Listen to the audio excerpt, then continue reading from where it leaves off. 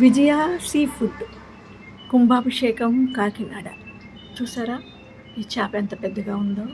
ఈ చేపలను ఇట్లా 3-4 పీసుల కింద ఒక్కొక్క చేపని కట్ చేస్తామండి. కట్ చేసి మాకు ఆర్డర్ వచ్చిన బట్టి ఎన్ని కేజీలు ఆర్డర్ వచ్చిందో వాటికి ఎన్ని కేజీలు చేపలు, ఎన్ని కేజీలు 100 కేజీల చేపలు అనుకో, దానికి 4 చేపలు పడతాయో 5 చేపలు పడతాయో మేము సెలక్షన్ చేసుకుని ఆ వెయిట్ చూసుకుని ఇట్లా ముక్కలు నరికిస్తామండి. వాళ్ళకి ఇచ్చి వాళ్ళు మాకు ఏ సైజు పీసులు కావాలో ఆ సైజులోని మాకు ముక్కలు కట్ చేసి మాకు ఇస్తారండి.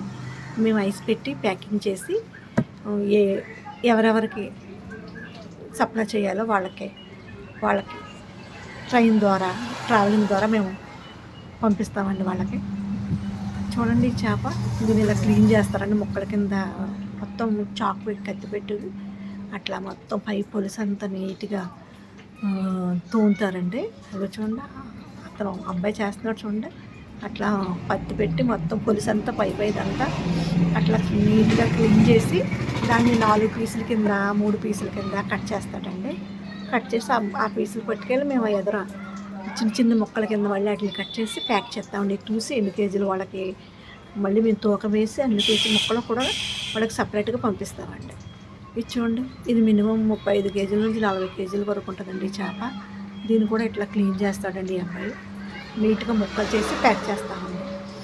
మీకు ఎవరెవరికి పెళ్ళిళ్ళకి, ఫంక్షన్లకి, మెచ్యూరిటీ ఫంక్షన్లకి, వివిధ శుభకార్యాలకి, కుంభాభిషేకం లైవ్లో ఉండే చేపలు దొరుకుతాయండి. మీకు 2-3 రోజులు బోట్లు వెళ్ళి వచ్చిన చేపలు దొరుకుతాయండి.